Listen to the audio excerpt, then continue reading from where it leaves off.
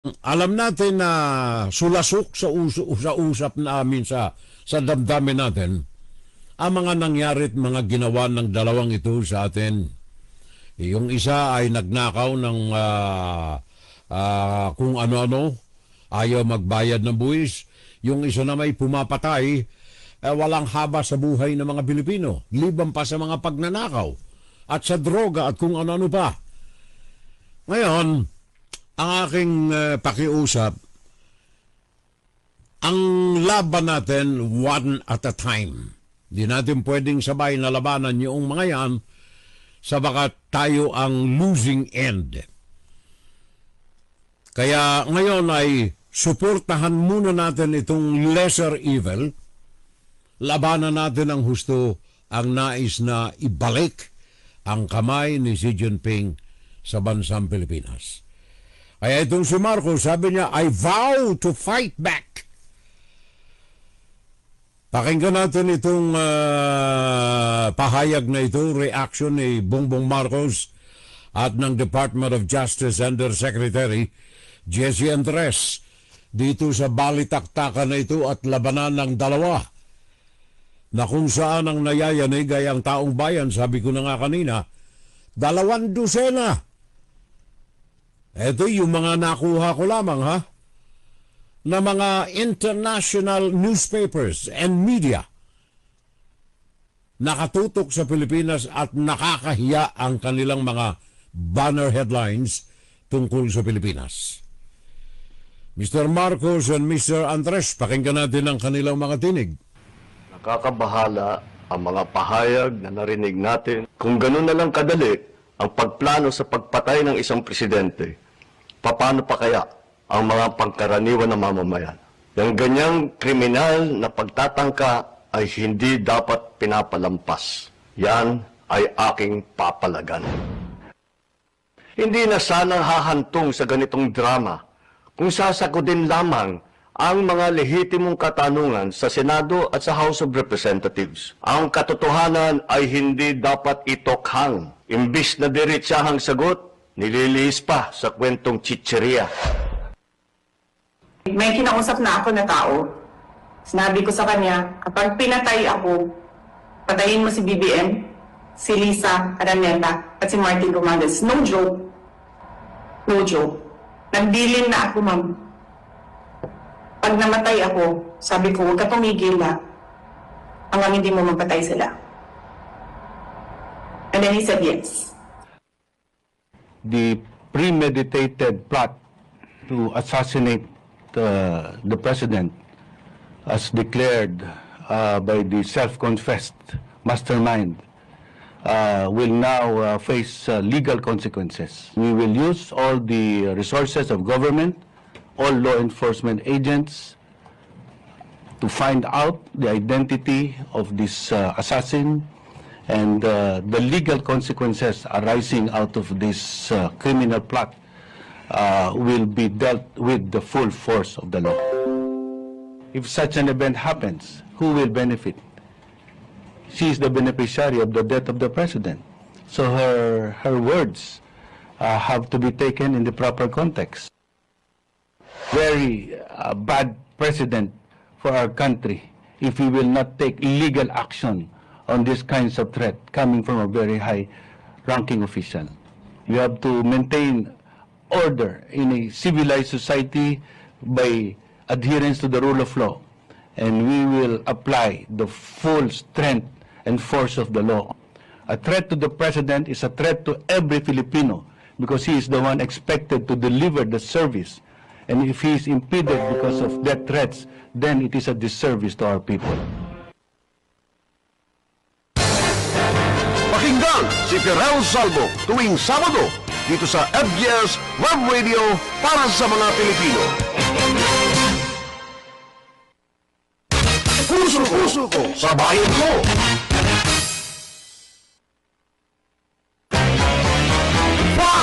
Saturday Live.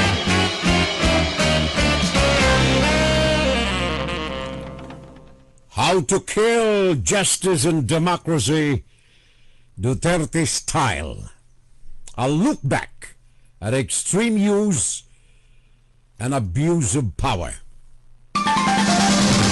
Inside, guro-guro, opinion, and Saturday Live. Sabi ko na nga kanina mga kababayan, eto pong ginagawa ngayon ng mga Duterte ay kumbaga eto wala ng kontrol. Bakit malakas ang loob? Paliliwanag natin mamaya. Ano ang iskandalo na iniabot nito sa Pilipinas sa daigdig? Anong pananaw ng daigdig sa Pilipinas ngayon? Pag-uusapan natin mamaya. Ano ang pahayag ng ilang mga legal luminary sa bansa tungkol sa mga nagaganap na ito at pahayag partikular ni Sara Duterte? Antonio Pido. May batas po dyan na sa revised penal code, yung tinatawag po na grave threats, bali, grabing pagbabanta na kung ang isang tao, pagbabantaan niya na papatayin yung isa at wala naman siyang legal na dahilan, yun po ay isang criminal offense sa revised penal code. Sa English, ang tawag po doon ay grave threat. Lahat po ng elemento ng grave threat po ay nandyan sa sinabi ng Vice Presidente. Unang-una, nagbanta siya ng grabing banta, ipapapatay niya. Tapos yung pagpatay ng tao, illegal din yun, siyempre. Then yun ang pangalawang elemento. Tapos, pangatlong elemento, seryoso. Sinabi niya, no joke ito, no joke. Sinabi po niya, narinig ko po eh. So, bali, lahat ng elemento ng krimen na tinatawag na grave threat, ay presente, nandoon. So, yan po ang masasabi ko na batas na nababiolate ngayon. Lahat ng elemento ay presente na. Kung makakapagsabi lang naman talaga kung na-violate na yung batas, ay hindi ako, kundi yung husgado. At analisa ko po, nandyan yung mga elemento na pwedeng magsampa ng kaso. Ang opinion po ni Secretary Menardo Guevara, ang meron lang immunity from suit ay ang Pangulo. Ang pangalawang Pangulo, sabi ni Secretary Menardo Guevara, Secretary of Justice ni President Duterte, ang pangalawang Pangulo po ay walang immunity from suit. Yung mga opinion ng Korte Suprema kasi, yung mga desisyon ng Korte Suprema tungkol dyan, ay puro lang patungkol sa Pangulo. At paglagay ko ang opinion niya bilang Secretary of Justice nung araw, ay tama. Ang Presidente ang mayroong immunity from suit. Meron tayong batas na tinatawag na criminal libel. Ang dalawa po ang elemento niyan, public at saka malicious imputation of a crime.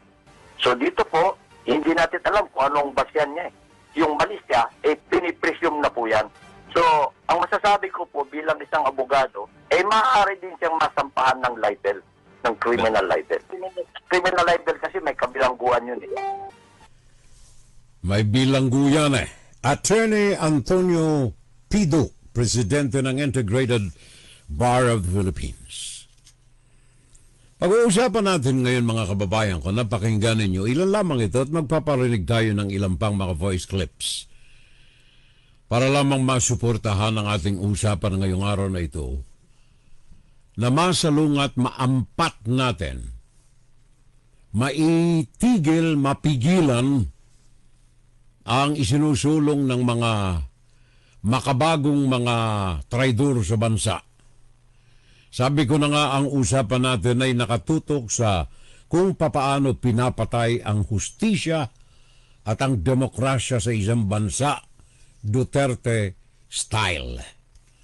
So, tingnan natin mga kababayan ko, look back. Ano ang mga nakalipas, ano ang mga nakasalukuyan at ano ang mga hinaharap. Sabi ko na nga kanina, nakakahiya ang ginagawang ito sapagkat hindi lamang destabilizing, kundi ang reputation ng bansa ang nakataya rito. Matangay mo sabi ko na kanina, ang kinuha ko rito, 200 na lamang ito Pero napakarami nito, international news coverages of Vice President Sara Duterte's assassination threats to Bongbong Marcos.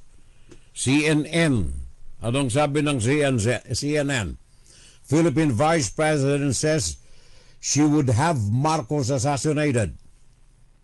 Reuters. Philippine Vice President says she would have Marcos assassinated.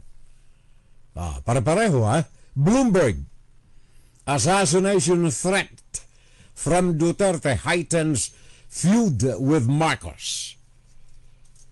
And then we have AFP, Agence France Presse, Philippine VP made an active threat on Marcos.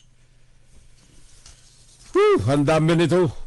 Associated Press, ABC News, The Daily Guardian, US News, Fox News, NBC News, Japan News, Nikkei, The Guardian, CBS, ang dami nila. Lahat ng mga ito ay nakafocus sa mga nangyayari dyan sa bansa. So, napakinggan na ninyo si Marcos ang kanyang pahayag. Sabi niya, hindi niya pababayaan ito na ganun-ganun na lamang. That he will fight back. Sara Duterte, Rodrigo Duterte, lalong pinaiigting ang kanilang kampanya. Natatandaan ninyo noong Sabado, a week ago, doon sumiklab ang matinding pagbabanta. No joke. No joke. Patayin ninyo si Marcos, si Liza Araneta Marcos, at saka si Martin Romualdez. Patayin ninyo.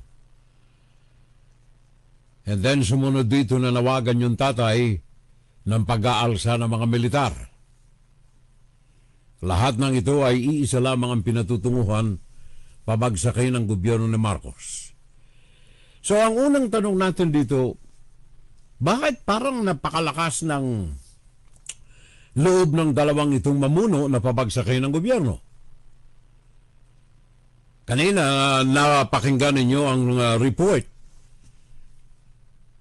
Meron tayong mga spy na nakatanim sa mga sangay ng gobyerno. Meron tayong mga hackers na nakatutok sa mga sangay ng gobyerno. Eto ngayon na lamang ito na-discovery Ngayon na lamang naihayag. Pero ito pong mga bagay na ito ay itinanim at nandiyan na ito panahon pa ni Rodrigo Duterte. Natatandaan ninyo yung province of China rhetoric ni Rodrigo Duterte? Nauntol lamang ito sapagkat walang sumunod na Duterte. Pangarap nila na si Sara Duterte sana ang sumunod para continuous ang operasyon ng China sa Pilipinas. Kaya lamang siguro basbas na rin ang langit at sa tulong pa rin ng Chinese Communist Party, hindi nanalo si Leni Robredo at nailuklok si Marcos. Magkataon lamang na magkaiba ng pananaw sa foreign policy si Marcos at saka si Rodrigo Duterte o kaya Sara Duterte. Pero ngayon, ang namumuno sa kanila, ang nasa sa likod ng mga ito, walang iba ang Chinese Communist Party. Natatandaan ninyo, lahat ng mga sinabi ko nung mga nakalipas ay unti-unting nahahantad ngayon na totoo. And I now say again na ang kampanyang ito ng mga Duterte na wasakin ng gobyerno ni Marcos is because ang China financially, monetarily, at physical support meron ng China sa mga Duterte. Hindi lamang yan mga kababayan ko. Bakit pursigido ang mga Duterte pabagsakin si Marcos? Sa wakat, yung kanilang mga alalay sa Kongreso, sa Senado, na inasahan nila na kanilang mga kakutsaba sa panahon na ito na sekundaryo ang posisyon ni Sara Duterte. Unti-unti nawawala sa kanilang puwersa. At si Sara Duterte mismo ay nawawala ng puwersa sa gobyerno. Kaya nagresulta ito sa pag-atake hantaran na pagsalungat sa mga pulisiya ni Marcos. Bakit? Nawawala na sila ng pag-asa. At hindi lamang nawawala ng pag-asa, nahahantad sa taong bayan ang mga karumal-dumal na nagawa ng panahon ni Rodrigo Duterte sa kanyang pamumuno at sa mga anomalya ng mga Duterte habang sila'y nasa gobyerno. Nakikita nila, matindi na. Yung kanilang mass base nawawala na. Kaya maging yung mga naandyan sa EDSA Shrine, na mga hinakot nila umaalma, bakit 500 ang pangako at 200 lang nakararating sa amin eh? Anong nangyayari? At tingnan pa nating maigi. Sabi ko nga kanina, how to kill justice and democracy, Duterte style. A look back at extreme use and abuse of power. Inabusong grabe ang paghawak nila sa kapangyarihan.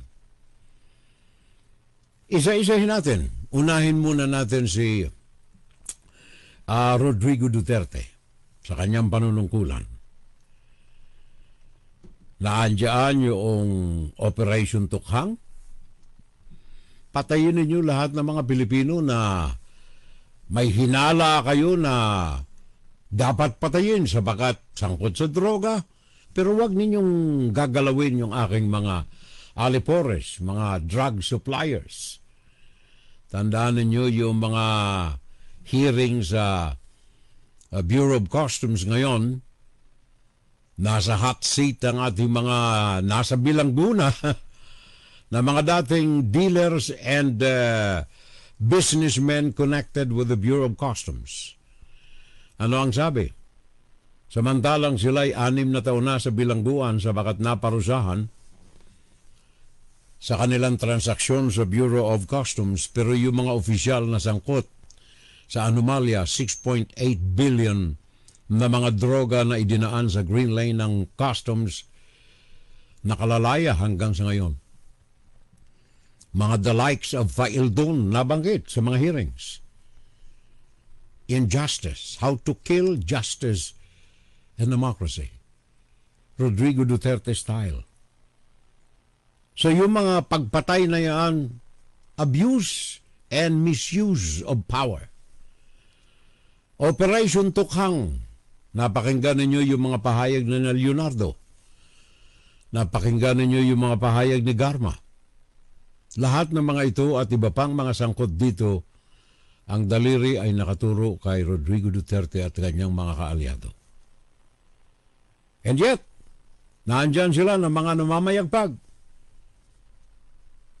Sa kabila ng napakaraming mga pahayag ni na Asierto, Garma, Leonardo at napakaraming iba pa. Parang hindi maabot-abot ng kamay ng katarungan ng hustisya ang mga tao na ito. Looking back at the extreme use and abuse of power, Duterte style. Hindi lamang itong mga mass killings na ito. Mga sundalo ko, mga pulis ko, mga Chinese spies, mga instrumento sa pagpapalaganap ng negosyo ng droga sa bansa. To the extent na economic advisor pa ang pinaghihinalaan ngayon at pangalan na laging nakahantad sa mga investigasyon ng Quadcom sangkot sa droga. Mga pogo operations.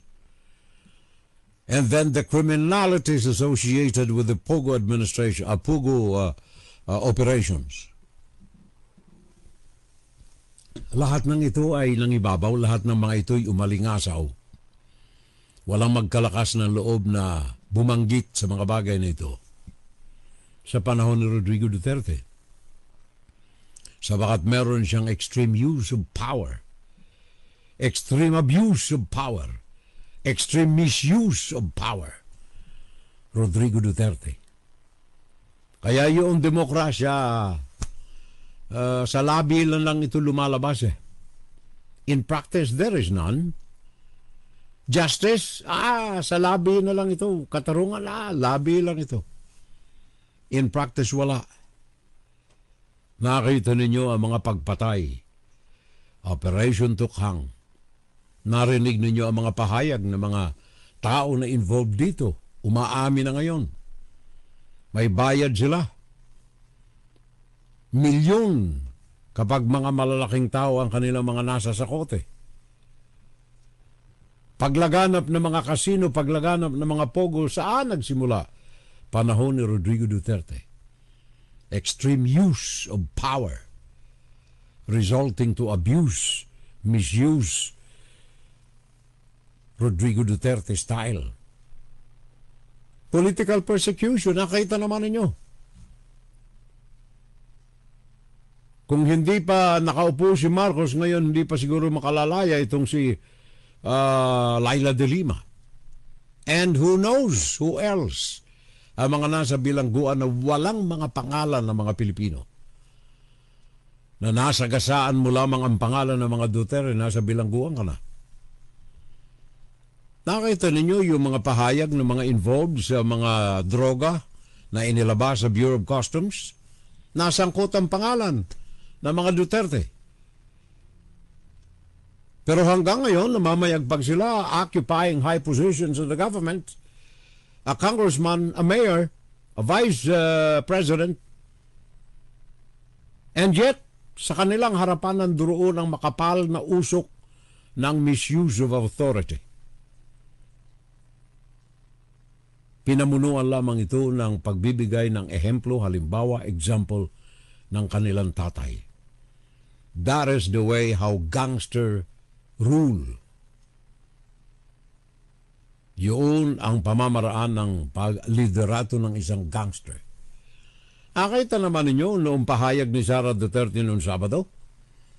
Pagkatapos na ang kanyang executive assistant, executive secretary, ay bulat-latin ang issues sa Kongreso, hinimatay. Nakita niyo even the operation ng pagdadala sa hospital, inabuso, misused, abused, extremely na mga nasa puder ng politika. Persecution. Rodrigo Duterte style. Now, nabanggit ko na rin lang itong Vice President. Yung pagmumura ng Presidente na pinagtatawanan natin sapagkat tayo naman ay ng mga nagmumura, pero hindi nangangahulugan na sapagkat tayo nagmumura, ay payagan na natin ang head of the government, Presidente, na ang kanyang mga kaamistados, mga nasa level niya, mga presidente ng bansa. And he carries the name of the Filipinos wherever he goes. Pero ano ang kanyang dala? Kahihiyan sa mga Pilipino. Yes, tumatawa tayo kapag may mga nagmumura. Sabagat yun ay ordinaryong tao eh. Being President of the Republic of the Philippines, dapat ikaw magpasimuno ng paggalang, ng retorika mo, ng pananalita, ng kilos, at ng gawa.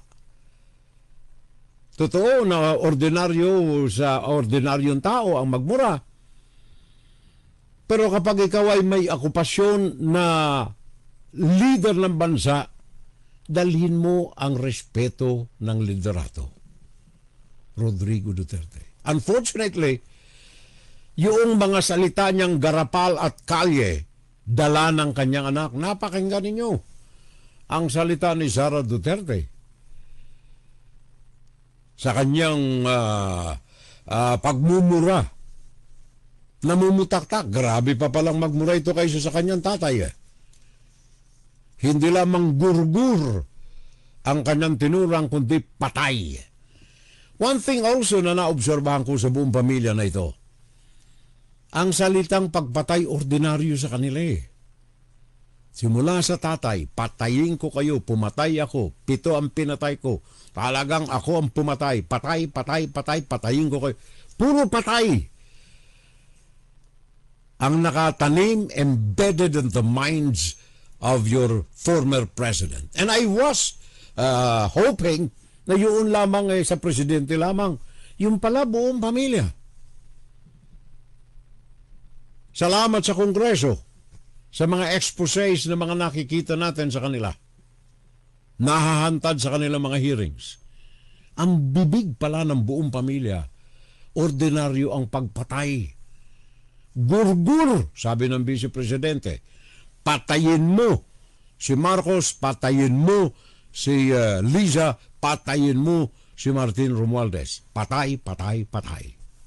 Pag ako'y pinatay, patayin mo, puro patay. And then, ano ang sabi nung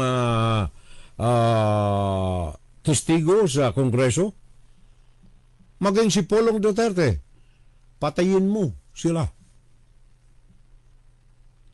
So sa madalit sabi, kung ang katagang yan ay ordinaryo, hindi malayo na ang gawain ay ordinaryo na. Ang pumatay. Office of the Vice President. Office of DepEd. Pinamunuan ni Sara Duterte. Tingnan ninyo yung mga nakalipas na ilang linggo. Yung mga pagbulsa. Sabihin na natin pagbulsa. Kapag hindi accounted for, ano ang defense ni Sara Duterte dito sa mga confidential funds na ito? Kaya nga confidential kasi hindi pwedeng imbestigahan yan eh. Confidential na nga. Abogado ka ba? Hindi.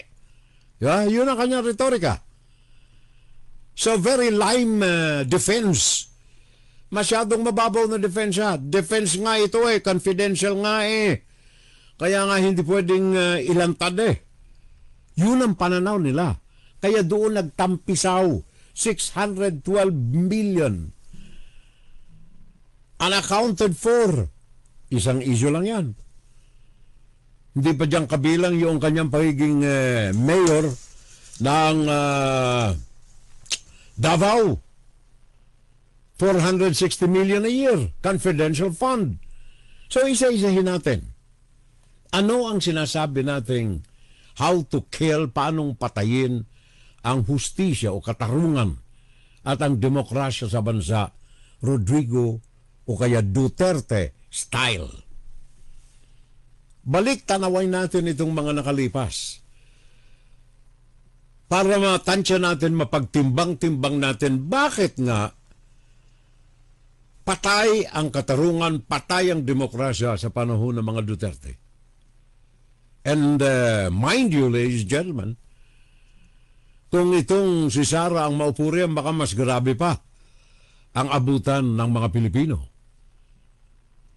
Tingnan na lamang ninyo, sabi ko na nga, balik tanawin natin ang mga nakaraan. Nakita ninyo yung House Committee on Good Government and Public Accountabilities. Yung mga una nilang investigasyon, mga katanungan nila na may kaugnayan sa expenditures, confidential fund ng Office of the Vice President, mga resibo, sandamakmak na mga resibo na permado lamang ng iisang tao, both OVP and DepEd. Hindi lamang yan, yung mga pag-amin ng mga pagbibigay ng pera sa mga DepEd officials and mga VP officials.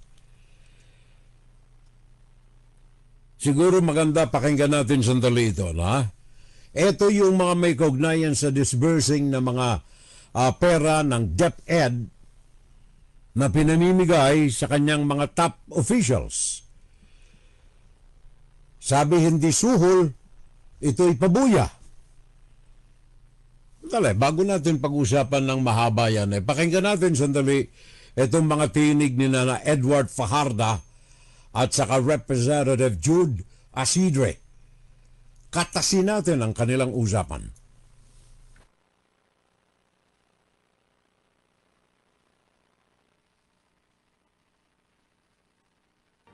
May batas po dyan na sa revised penal code, yung tinatawag po na grave threats, bali, grabing pagbabanta na kung ang isang tao, pagbabanta Nako, hindi yun. Sandali. Mali yan. Ito. At wala naman. Oops. Ito Ang mga yan. messages na to, There you are. sinasabing si Edward Fajarda ay humihingi ng bank account at bank details ng mga empleyado. Parang sinasabi po, ito yung sinabi ko sa inyo, sa blurred yung lugar na merong tatawag sa inyong Edward, pakibigay na inyong account number, legit po yan. I'll also show you a screen cap of the portion of the affidavit of former Yusek Mercado, a former employee ng DepEd. Basahin ko po. Although the exact date evades recollection, sometime during the course of my tenure with the DepEd, a member of my staff informed me that an inquiry was made by one of our officers in the field that Mr. Fajarda had made inquiries about the bank accounts of several individuals. And if divulging such information to Mr. Fajarda was permitted, my office confirmed that it was upon the instruction of the Office of the Secretary. Evidently, it would appear that regional directors and other employees on the field would also receive sums on top of the regular salaries. So, Mr. Fajarda, bakit po kayo humingi ng mga bank details nila? Actually po, I was instructed by BP Sara. Based po sa instruction ni VP Sara. Yes, Nagpapadala po ba kayo ng pera sa mga accounts na to? May napadalhan po ako pero hindi po, I mean hindi siya lahat. Hindi lahat ng superintendents. Yes, Your Honor. Paano po pinipili kung sinong padadalan at hindi padadalan? Sa pagkakaalam ko po, yung pong nagbigay ng mga account numbers, Yung lahat po ng superintendent sa Region 7 ay inyo pong kinontak at hiningan, ibig sabihin silang lahat po na bigyan? Your Honor, actually hindi ko kilala lahat ng superintendent. I'm not sure kung... Ang tanong ko po, pag nagpapadala po kayo ng pera dito, personal account yung pong ginagamit or official account ng DepEd? I mean account number po nila. Account number nila. Saan po nanggagaling yung pera na ipinapadala po ninyo? Binibigay po yun sa akin ni BP Sara. BP Sara po, yung pong for that specific instruction. Yan ang tinig ni Edward Fajarda. Mga personal na mga security, quote and unquote, and confidant ni Sara Duterte from the time that she was in Davao. Edward Fajarda. Napakinggan ninyo. Namamahagi ng pera, kinolekta yung mga bank numbers nung mga or bank deposits o kaya records ng mga high officials ng DepEd at ng Office of the Vice President para bigyan ng pera. Yan ang tinig ni Edward Fajarda. Saan galing ang pera? Ito po yung pinag-uusapan natin mga nakalipas na broadcast natin na may pangkalahatang 612 million taxpayers money ito Hindi ito personal na pera ni Sara Duterte, taxpayers money sa ilalim ng tinatawag na confidential fund. Nasabi ni Sara Duterte, hindi nyo pwedeng bulat-latin, hindi pwedeng examine, hindi pwedeng tanungin kung saan kinastos.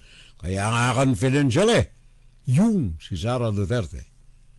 Daylight robbery ng 612 million pesos na nawawala sa ilalim ni Sara Duterte sa kanyang confidential fund. So, napakinggan ninyo ang pagtatanong ni Jude Asidre kay Edward Fajarda. Sa daloy ng pera na ito na galing sa 612 million na ito na confidential fund na walang maayos na mga resibo. Department of Education. Gloria Mercado.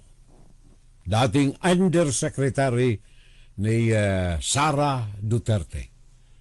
Nakatanggap siya ng 50,000 a month additional envelopes for 9 months Inamin niya ito. Pakinggan natin ang kanyang tinig. Ito ang mga pagbubulat-lat natin sa tinatawag nating extreme use and abuse of power. Looking back sa mga buhay ng mga Duterte kung papaano nila nilustay ang pinaghirapang pera ni Juan de la Cruz. The death of justice and democracy and the abuse and misuse of power by those in the clan. Pakinggan ninyo itong tinig ni Gloria Mercado, mga kababayan ko. Another example and another vivid description kung paano ginamit ang pera ni Juan de la Cruz at pag-abuso ng kapangyarihan ng gobyerno. I received a total of 9 envelopes labeled Hope. My concurrent position on DepEd during that time. These envelopes were handed to me mostly by Assistant Secretary Sunshine Fajardo, which she says came directly from Vice President Duterte. With the narration of our resource speaker, she earlier manifested that she believes that those envelopes are means to influence her decision as Hope. My name is Gloria Humamil Mercado. I was appointed as DepEd Undersecretary by President Marcos. In February 2023, I was designated as the head of the procuring entity of DepEd.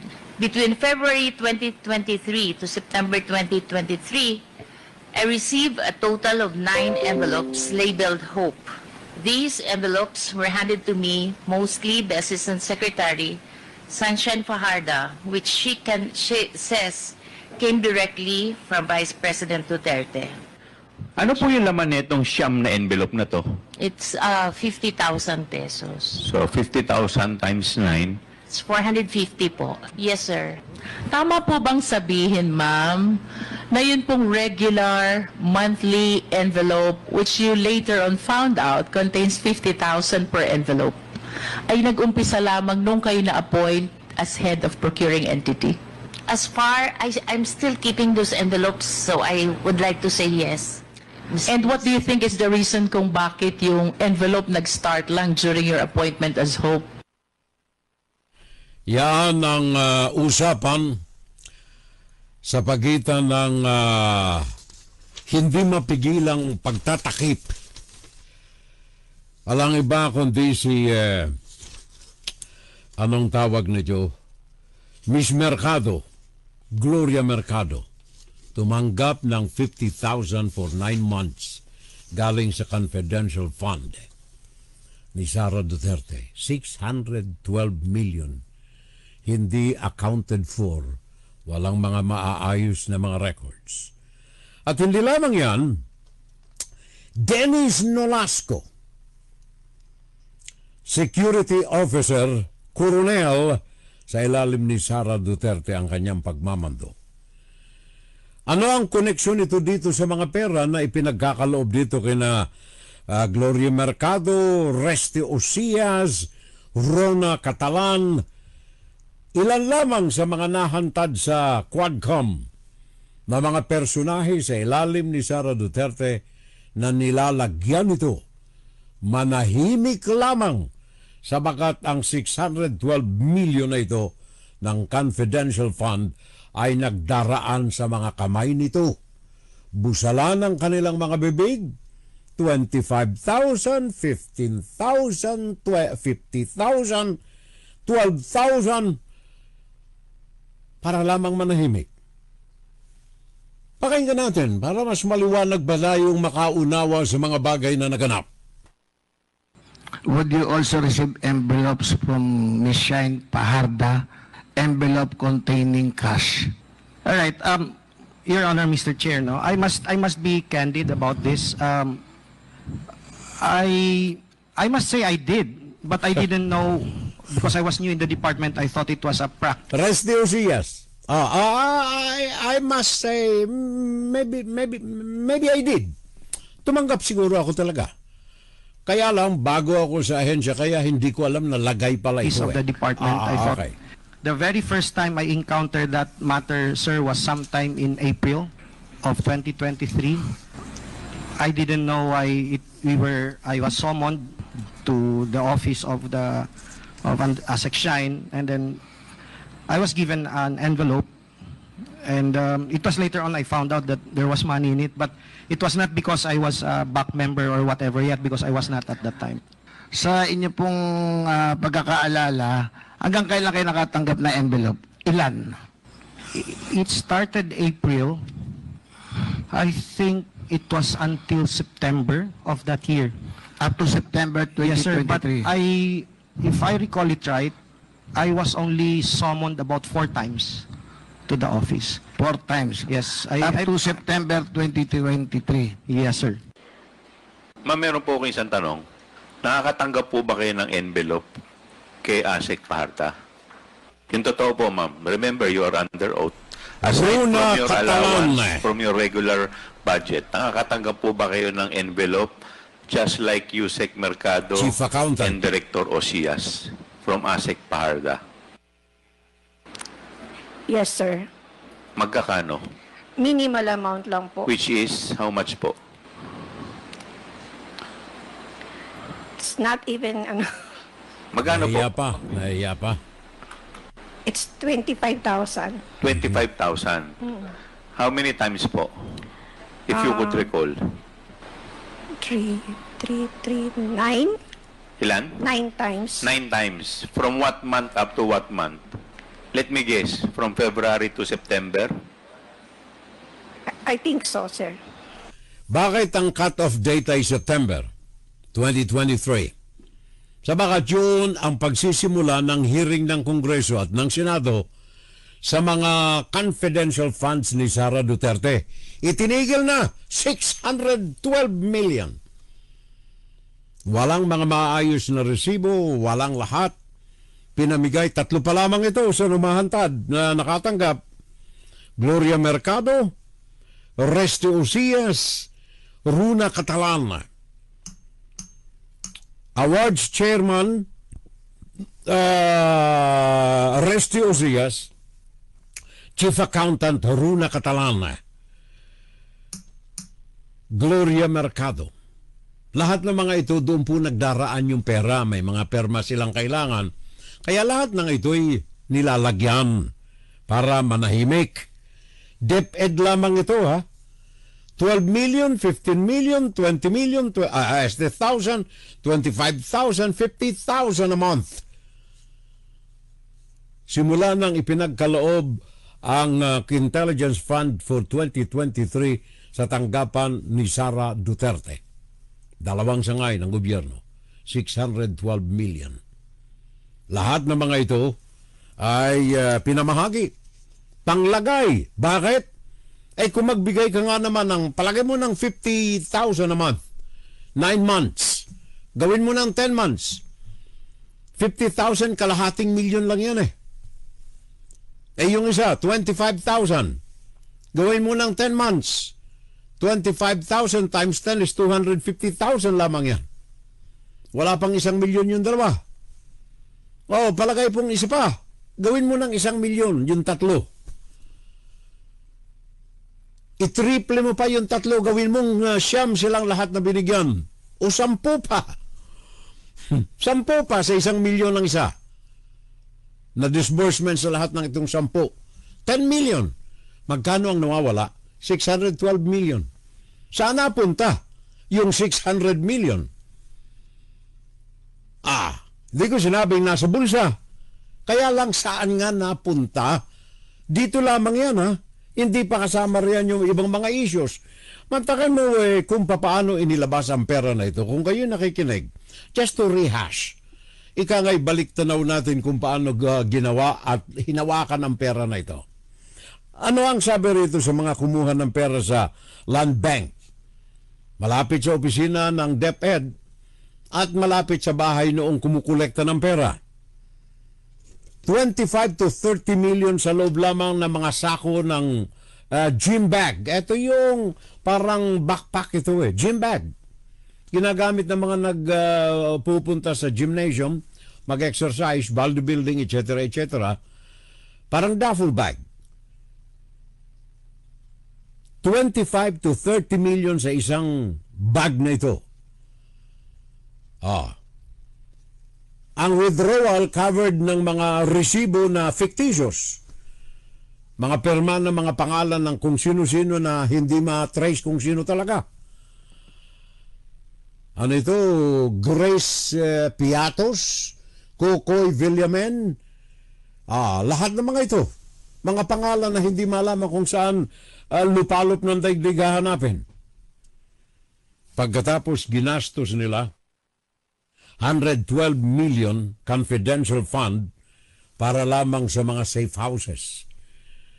Mga resibo na supporting the transaction, permado ng iisang tao na binago-bago lamang yung estilo ng perma. Lahat po ng mga ito ay hindi katang-isip natin. Lahat ng mga ito ay nakita ninyo sa mga hearings ng Quadcom. Kaya ako'y nagpapasalamat, especially sa Young Turks sa Kongreso. Kay Congresswoman Luistro, Jinky Luistro. Thank you. At saka yung biker party list magaling na batang abogado. Si Paduano, relax ka lang pare ko ha. Masyado kang high blood eh. Relax lang. Pero okay. Okay si Mr. Paduano. Relax nga lang. Ano ha? So sa madalit sabi, ito pong mga nangyayari riyan, ito yung mga pahapyaw ko lamang na nabanggit sa inyo mga kababayan. Ito mga nagaganap dyan sa DepEd, dyan sa Vice President's Office. Mga pahapyaw lamang ito na mga nahahantad na mga bagay na kinurakot ng mga public officials. At siguro naman alam na ninyo ang apelyido ng mga nangurakot. Simula sa tanggapan ng Presidente Rodrigo Duterte hanggang sa tanggapan ng Alkalde ng Davao hanggang sa maging Vice President, DepEd, etc. Duterte ang apelyido. I am not trying to single out a family or a person, pero yun ang nasa record yun ang mga pinag-uusapan natin eh. At yan din ang issue natin, how to kill. Paano patayin justice and democracy. Ang hustisya, ang katarungan at ang demokrasya sa isang bansa na kagaya ng Pilipinas. Duterte style. Hindi ko na kailangan panghabain pa ng mga 1 oras pa, 2 oras pa, 3 oras ang paghahantad sa inyo ng mga pruweba kung bakit. Bakit natin sinabi na pinatay ang katarungan, pinatay ang demokrasya sa ilalim ng pamamahala ni Duterte, and unfortunately, ang dalawang ito, ang inyong Vice Presidente, ang inyong Presidente dati, still in connivance sa tulong ng Chinese Communist Party na maibalik sa pwesto para mamayagpag ang mga ito. Davao City Confidential Fund, Sara Duterte. 2016, 144 million. 2017, 293 million. 2018, 420 million. 2019 to 2022, mga Sara Duterte ito, 460 million. Until now, unaccounted for. Sana punta ang mga ito. Ito po'y dahilan sa kapangyarihan ng mga nasa pwesto. Confidential fund, napakinggan ninyo Sara Duterte just the other day. Kaya nga confidential fund dyan eh. Kaya sikreto eh, hindi pwedeng imbestigahan yan eh. Yun ang lime defense ni Sara Duterte. Pero siguro, kailangang mabusisi pa ng husto. Kaya ako, tama yun, I partially favor yung opposition ni Bongbong Marcos dun sa impeachment.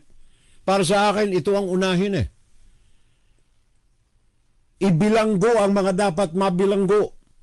Ibalik ang katarungan ng justice. Ibalik ang demokrasya sa bansa sa magitan ng pagpapairal ng ating mga batas. Sa bakit itong mga nakalipas na panahon, 6 na taon ni Rodrigo Duterte, sabi ko na nga, justice and democracy have been killed. abused and misused.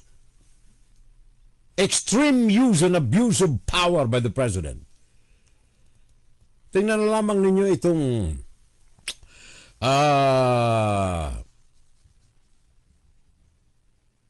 Pogo. Tingnan ninyo ang operasyon ng kasino dyan sa bansa. Ng Pogo dyan sa bansa. Hanggang ngayon, inaabot pa tayo ng sigwa. Linggo-linggo may mga nadidiskubre pa rin na operasyon ito at ang kawawa ay ang mga biktima. I don't care about the foreigners na may operasyon ng mga ito. I care about the Filipinos and the victims. At ang pangalan, ang imahe na dala nito sa bansa. Tingnan na lamang niyo, last week, mga operasyon na ginawa dyan sa Bataan, mga BPO kunyari, mga companies na ito, pero ang operasyon, the same. Diyan lamang in particular sa Bataan, 113 million. Cash na recover. Mga passports. At hindi lamang yan, uniforme ng People's Liberation Army. Anong ginagawa ng uniforme na ito? Huwag na ho kayo magtaka. Sabagat paulit-ulit kong sinasabi sa inyo, na yung panahon ni Rodrigo Duterte, nakatanim na sa bawat sangay ng gobyerno ang mga spies dito. Ngayon, sabi ng NICA, I confirm, ng hacking operations ng mga PLA, People's Liberation Army, sa mga sangay ng gobyerno natin. Bakit? Paano nangyari ito?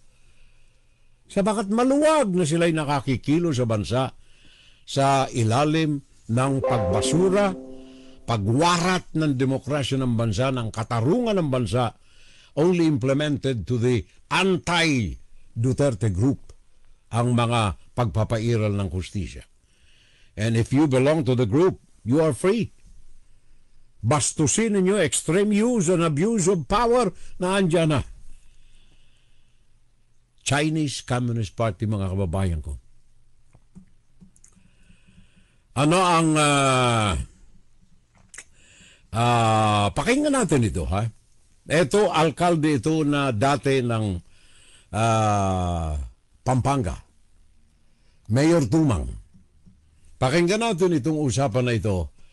Sabagat ito ay isa sa mga pang-abusong naganap na hanggang ngayon ay inuusig ng gobyerno, sana mabawi natin. Pakinggan natin si Dalisa Fernandez. Tinanong si Tumang matapos ipresenta ng Philippine Drug Enforcement Agency o PDEA ang isang matrix na nagpapakita ng mga personalidad na sangkot umano sa illegal na droga at Philippine offshore gaming operations, pati ang koneksyon nila sa mga politiko.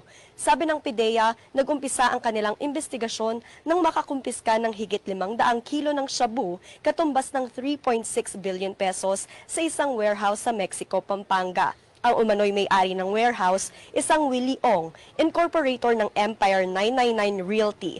Ang isa pang incorporator nito ay si Eddie Yang. Dagdag ng PDEA, ang lupa na pinagtayuan ng warehouse ay dating pagmamay-ari ng pamilya Tumang. Tinanong ang dating alkalde kung personal niyang kilala si Ong at Yang. Hindi ko po personally kakilala si Willie Ong and Eddie Yang. Pumunta po sa munisipyo, doon ko lang po sila nakilala dahil nag-inquire na bibili po silang lupa. Yung sa munisipyo lang ba? Yes po, Your Honor. Yun lang? Oh, now, eto Mayor Tumang, nagsisinungaling ka. Di ba naimbitahan kayo doon sa China? Yes po, Your Honor. At kasama niya si Eddie Yang? Yes po, Your Honor. Oh, now you're telling me that sa munisipyo lang? Don't lie. Inaprubahan ng komite ang mosyon ni Paduano na i-cite in contempt si Tumang. Madinitin na siya hanggang sa matapos ng komite ang investigasyon sa issue. Pinagpatuloy naman ni Representative Jinky Luistro ang pagtatanong kay Tumang. How many times were you able to meet with him about acquisition of land? Ilang beses nyo na po sila nakita? Hindi ko po ma-recall, Your Honor. Would it be more than 10 times? Hindi ko na po kayang mag-elaborate po ng mga question niyo. Yun, masama na po yung pakiramdam ko. Kinumpirma ng Anti-Money Laundering Council na may bank transactions sa pagitan ni Ong at ng Morning Sun Industries na pagmamayari ni Tumang. Daniza Fernandez, Newswatch Plus. Mahigit 300 mga properties ang nabili ng mga pure-blooded Chinese na ito. Diyan lamang sa Luzon. Wag na yung sa Visayas and Mindanao. Cebu, Davao, wag na. Luzon lamang, mahigit 300 hektarya o parcels of land ang nabili ng mga Chinese na ito. Isang bagay, again, hindi mangyayari yan kung hindi inabuso, hindi pinatay ang demokrasya at hustisya sa bansa. Misuse and abuse of power sa panahon ng mga Duterte. Nakita ninyo, sino si Mayor Tumang na mayagpag sa panahon ni Mr. Duterte? Naging conduit sa pagbili ng mga pure-blooded Chinese na mga property sa Pampanga. Billions and billions. Doon itinayo yung mga pogo operations, Bambantarlac, dyan sa Pampanga, at kung saan-saan pa. Kaya iyan din ay isang dagta sa gobyerno ni Bongbong Marcos. Bakit hindi magalaw-galaw ang pogo dyan sa Kawit, Cavite, formerly owned property by the family of the Justice Secretary? Island Cove dati. Bakit hindi magalaw-galaw? Wala daw records. Mapaniniwala ba ninyo ang taong bayan na walang records diyan ng kasamaan, ng kaaliwas-wasan? Bakit may mga high-powered na mga searchlight sa bawat sulok niya ang pogo operations na yan dyan? Bakit bawat sulok may mga camera sa paligid ng naturang pogo operations dyan sa Kawit? Bakit may mga barbed wire ang mga bako dyan?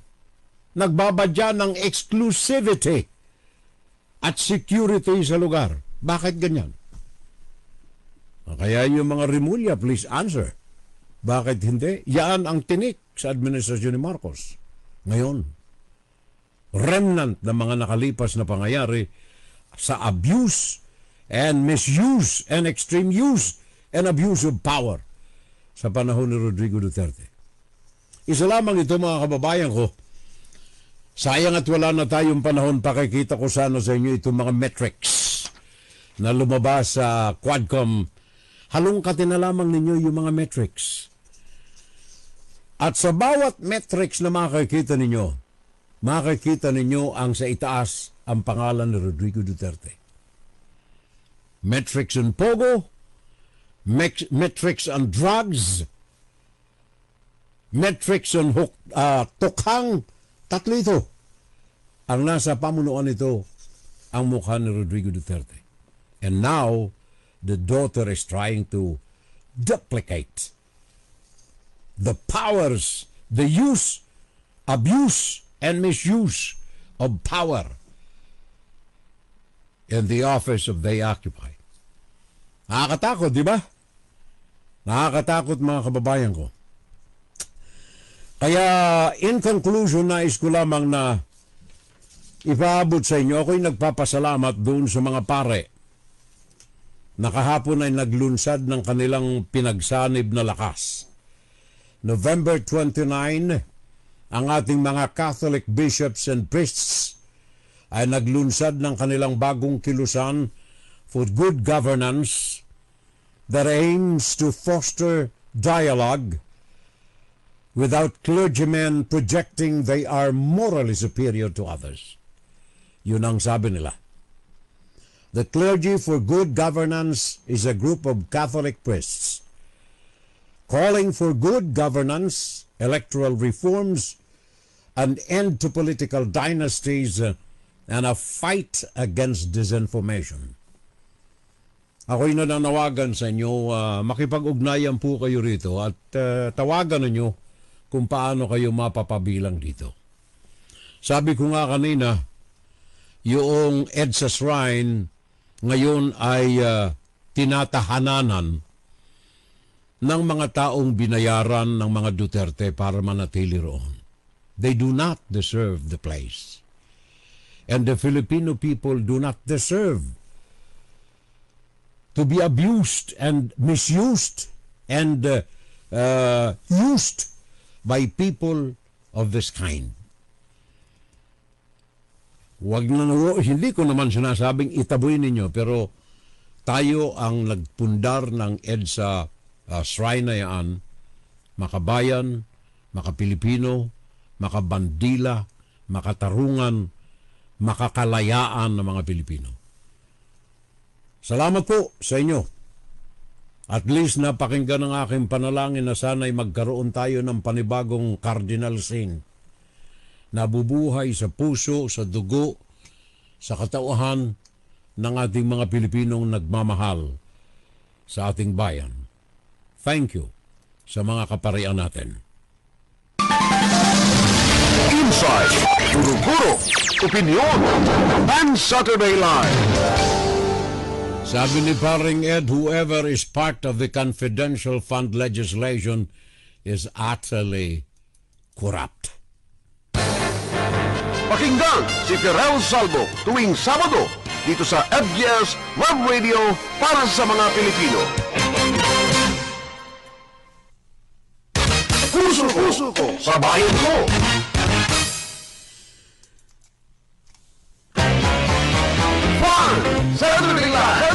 Saturday Live. Inaanyayahan ko kayo tingnan itong mga hearings ng ating mga congressmen. Although may mga congressmen na parang mababaw ang kanilang mga katanungan, but at least they are contributing na mahantad ang katotohanan. Abuse, misuse, and abuse of power na mga taong nais magsamantala sa kalayaan at demokrasya ng ating bansa. Paglilingkod sa bayan natin ito, mga kababayan. Public Service. Salamat sa mga kaibigan natin. Maring Leonor Curata, Dan Sharing, sabi niya, thank you, salamat po. Joe Bert, welcome sa ating FSL, Joe. Thank you, ha. Salamat. Paring Joe Bert, sabi niya, dapat imbestigahan din yung 7 trilyon na inutang ni Rodrigo. Good, na-mention mo yan, pare ko. Sayang. At ala tayong panahon na next time siguro pag-usapan at bulat-latin natin yan. Saan nga napunta? Sa panahon ni Rodrigo Duterte, naragdagan ang national debt natin, ang utang ng bansa ng 7 trilyon. Saan napunta ang pera na yan? Sabi ni Paring Junior Dal, good morning bro, at sa lahat ng mga viewers natin. Thank you. Maraming salamat. And of course, ang pare ko, Paring Ed Tolosa, Maring Didi, thank you again, ha? Salamat ako sa Diyos din at ako'y nandito pa. Hindi magandang pakiramdam natin simula pa ng ilang araw ng nakalilipas. Salamat at ako'y nung maupo rito, I feel good. Sa harapan ng mikropono at makaugnay ko kayo, Paring Romy. Romy Baray, good morning Furel at sa lahat ng mga listeners natin. And of course, Maring Leonor Curata dyan sa YouTube din. Naandyan din siya, dual audience natin, dual sources ang pinanunuuran ng ating kaibigan si Maring